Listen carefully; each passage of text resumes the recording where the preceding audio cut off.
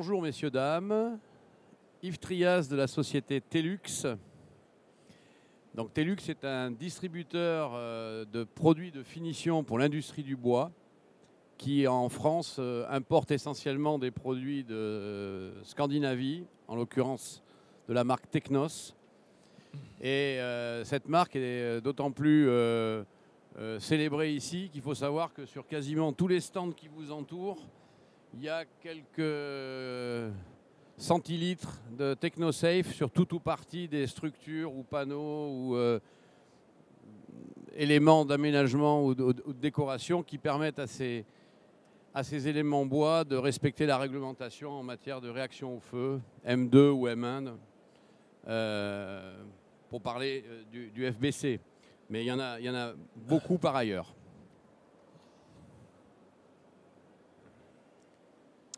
Donc je suis là pour vous présenter un produit qui n'a cessé d'être intrinsèquement une innovation. Pourquoi? Parce que chaque paire d'années quasiment, on est parvenu à repousser les limites dans lesquelles il peut s'employer et surtout augmenter aussi le spectre de bienfaits qu'il peut apporter à la construction bois par des aspects aussi sanitaires ou de performance générale vis-à-vis du feu ou de la résistance physico-chimique. Donc il s'agit bien d'une finition pour le bois qui peut être appliquée aussi bien industriellement en atelier que sur chantier, donc est un produit extrêmement versatile et qui a constitué, lorsque l'on a commencé à le distribuer en France en 2014, une vraie rupture dans la mesure où ce marché à l'époque était plutôt détenu par des produits assez épais en épaisseur, esthétiquement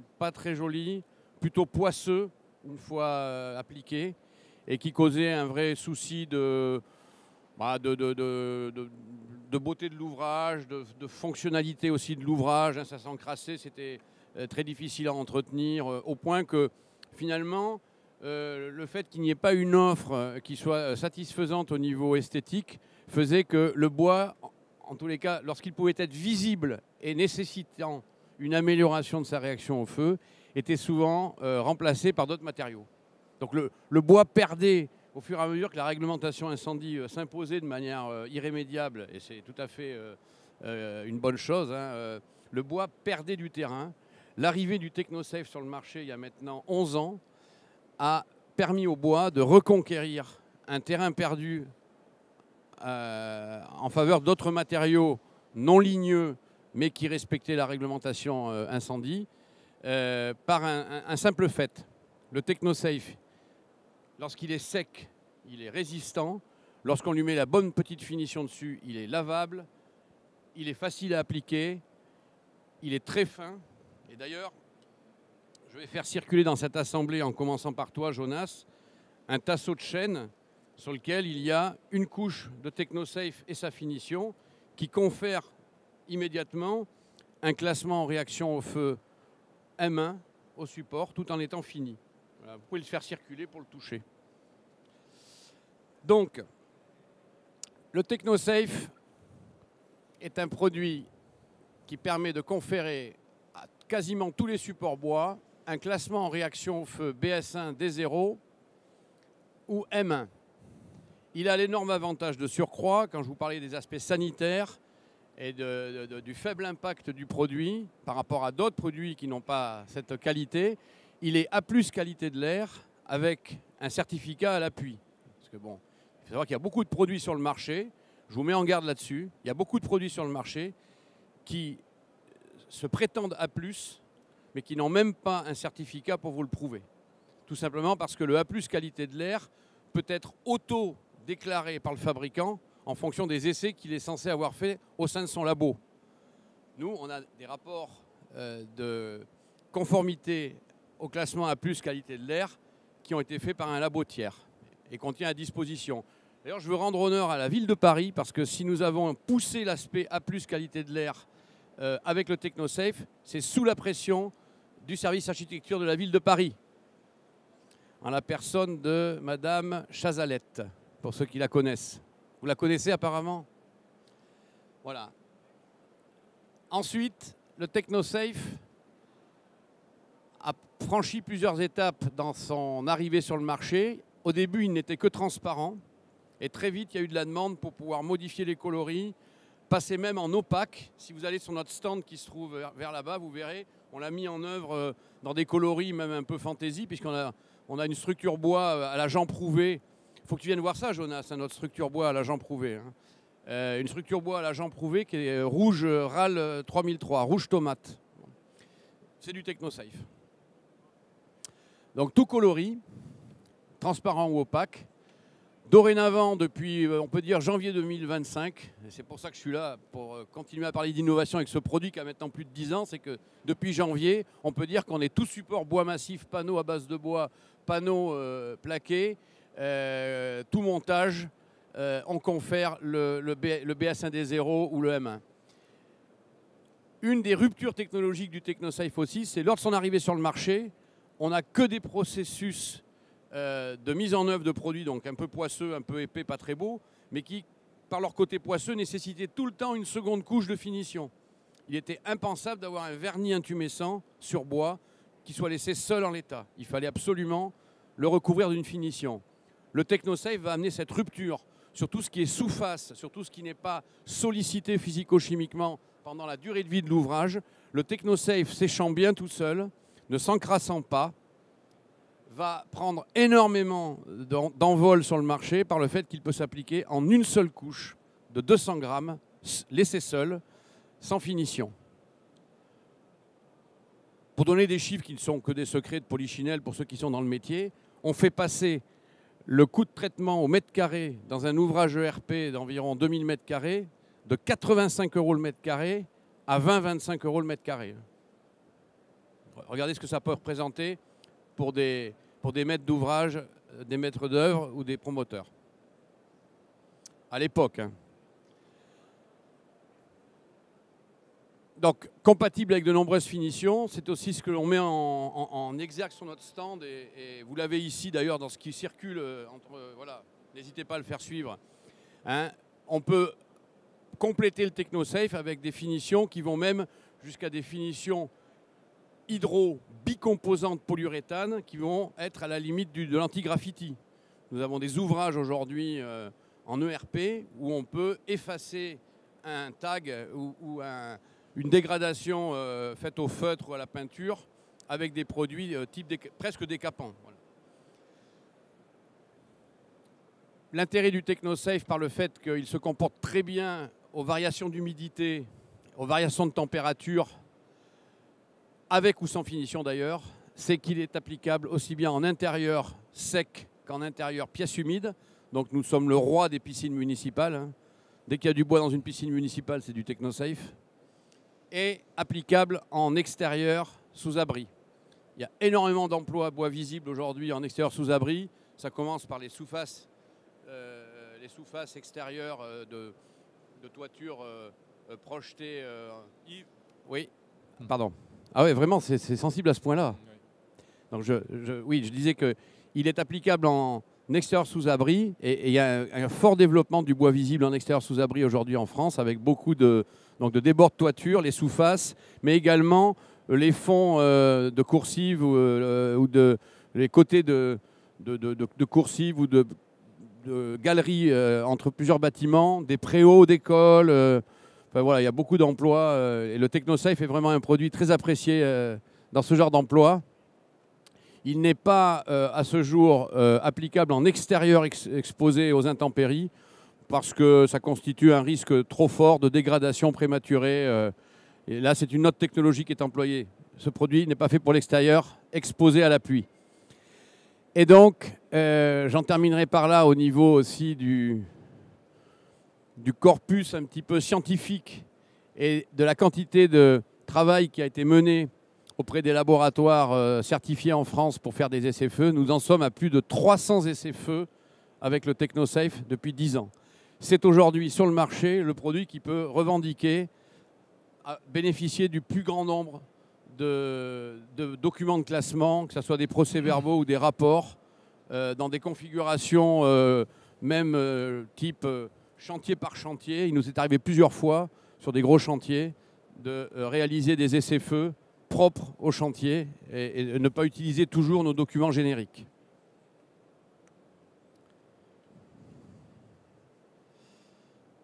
Alors, là j'ai voulu... Attendez, parce que du coup, voilà. Là j'ai voulu un petit peu faire un rappel historique. Les dernières étapes un petit peu innovantes et marquantes, la dernière étant celle de 2025, du TechnoSafe sont les suivantes. En 2020, on parvient à obtenir, ce qui n'était pas le cas sur le marché à l'époque, du BS1D0, tout support bois continu et jointif à partir de 18 mm, avec lame d'air ouverte ou fermée, garnie ou non. Très important. Donc, quels que soient les montages des panneaux CLT ou des panneaux contreplaqués ou des panneaux d'OSB à partir de 18 mm, quel que soit leur montage, en appliquant du TechnoSafe avec ses finitions ou pas sur la face apparente, c'est l'intérêt, hein. On ne met pas de produit intumescent sur les faces non apparentes ou côté lame d'air. Le TechnoSafe satisfait aux exigences BS1. En 2021, on tombe de 18 à 16. Ça paraît être un détail, mais c'est un détail qui compte. Je peux vous dire que dans le bâtiment, chaque fois qu'on gagne des millimètres d'épaisseur, tout le monde est ravi, hein. Et surtout, on étend sa performance en Euroclass B au montage clairvoie et clairvoie tout résineux. Donc il suffit de vous tourner autour de derrière vous pour envisager du regard le développement du clairvoie qui est absolument incroyable sur le marché depuis 20 ans. Enfin, les grands noms d'ailleurs du clairvoie sont tous présents ici sur le salon. Et c'est d'ailleurs eux qui vont nous pousser à ce qu'on ait des rapports de classement spécifiques pour le montage clairvoie, qui constitue quand même un risque incendie supérieur au bois jointif et continu. Vous le comprenez facilement, hein. À partir du moment où les surfaces exposées aux flammes et en état d'être sous pyrolyse sont parfois énormes. On a des rapports de classement en clairvoie, pour ceux que ça intéresse, avec des rapports de foisonnement de 2,64.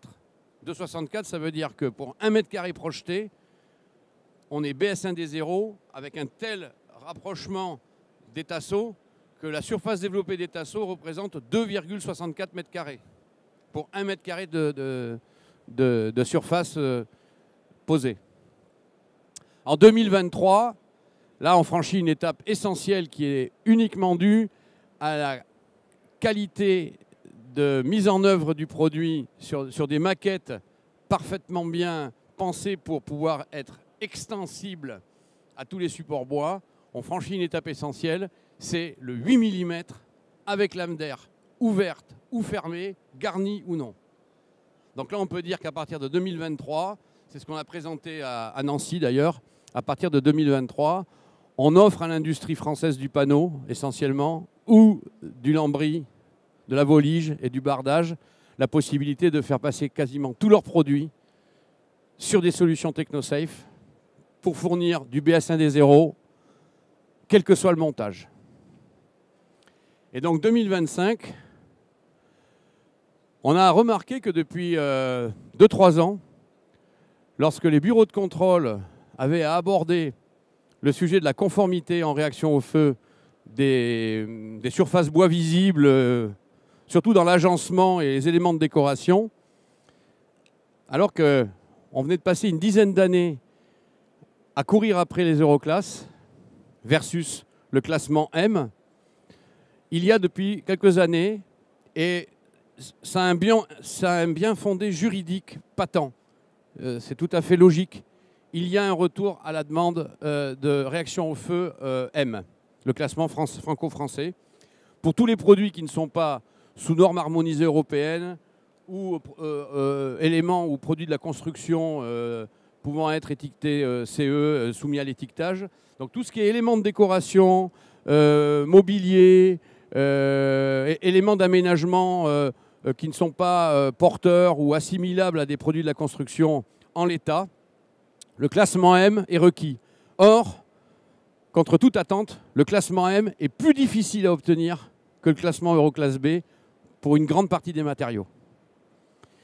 Et donc la prouesse qu'on est parvenu à atteindre en début d'année, après plus de 6 mois de travail, c'est d'avoir développé des systèmes de grammage TechnoSafe et finition qui font qu'à partir de 10 mm d'épaisseur, avec une application de 250 grammes de TechnoSafe, avec ou sans finition, on est dorénavant M1 sur tout support M3,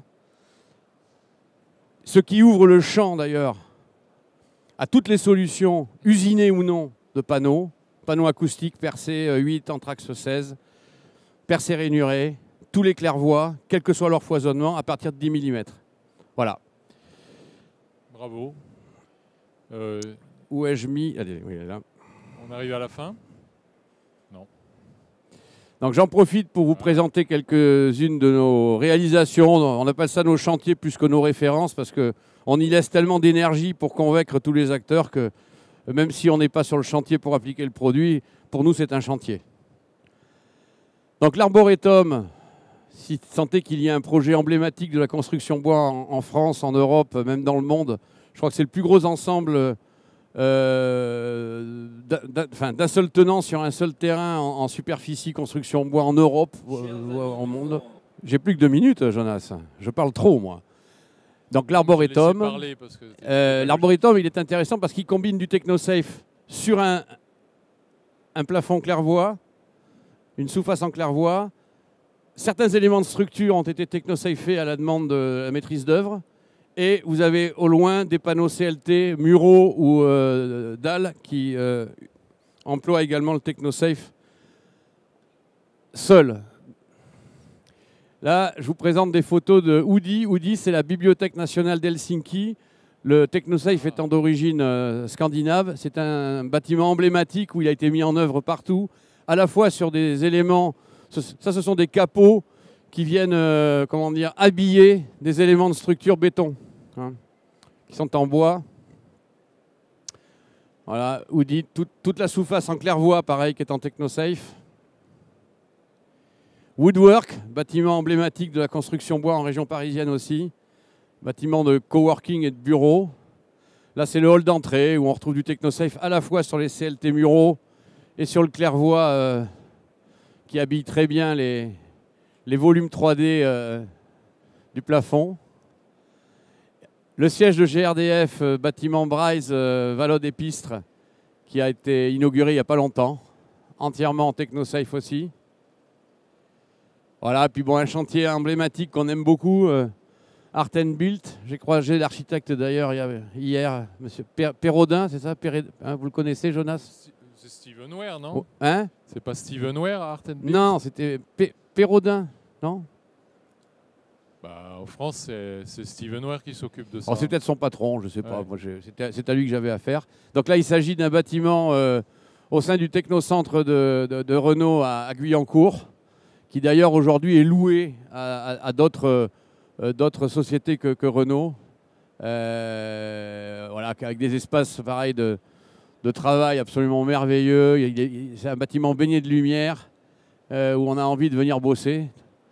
Et avec ce hall d'entrée majestueux et ces passerelles là qui passent de manière un petit peu aléatoire entre les deux grands bâtiments, tout en TechnoSafe. Voilà, écoutez, je vous remercie. Ouais. Et s'il y a des questions... Le stand est où? Le stand Alors le stand se trouve C9, allez C9. Nous nous trouvons vraiment à 30 mètres ici, là, sur la droite. Enfin, pour vous, sur la gauche. Bon, on a laissé parler un peu plus longtemps parce que c'était très pédagogique et puis c'était le dernier pitch avant la pause. On a résolu de faire des pauses pendant les pauses café. D'un autre côté, pour les pauses café, ça intéresse aussi les gens de venir. J'avais quand même une question, c'est comment on réussit ces tests en fait? On change le produit. Quand on a là ce que vous avez réussi à faire en 25, c'est une question de... Ça dépend de quoi, en fait? Alors, ça dépend de la connaissance à la fois de la réglementation, de l'expérience acquise dans la réalisation des maquettes qui vont être testées. Ça paraît simple, une maquette, parfois, ça peut être juste une simple planchette, mais il suffit que vous ayez un nœud non adhérent mal placé, une poche de résine mal placée, un collage défaillant, enfin, 10 000 petits détails qui vont faire que l'on va passer du M1 au M2. Ça tient souvent à pas grand-chose. Mais il n'y a pas que ça. Il y a aussi la connaissance du corpus réglementaire européen qu'on a énormément peaufiné depuis une dizaine d'années, au point, par exemple, d'être des experts en matière de sélection de supports dits conventionnels. C'est-à-dire qu'on peut perdre sa vie entière à faire des essais sur de multiples essences, de multiples montages. Il faut s'intéresser en profondeur à la réglementation incendie au niveau français comme européen pour s'assurer que lorsqu'on va faire le choix de dépenser de l'argent dans des essais, on aura le maximum de possibilités d'extensivité. Plus fort. Appuyé par le maximum de possibilités d'extensivité. C'est trop fort? Non, c'est quand on a le casque, on parle moins fort. Et après, on entend. Ah oui, tu as raison. Il faut que je l'enlève. Oui, voilà. Donc je disais, c'est par la connaissance de la réglementation et de toutes les... Oui, les tips, on peut dire ça, c'est à la mode. Hein. Les tips qui font qu'on parvient à pouvoir faire des essais sur des supports conventionnels qui vont permettre d'étendre la performance du produit à une grande variété de supports. Voilà. Donc ce n'est pas un changement du produit lui-même. Il y a eu un changement de formule en 2020. Mais si vous avez bien vu, j'ai commencé... Parce que le produit est là depuis 2014. Ouais. En 2020, on a supprimé une matière première qui devenait... elle n'était pas CMR, mais aussi si, elle était supposée CMR depuis quelques années. Elle allait le devenir, elle a été supprimée. D'accord. Bon, oui, il y a une question.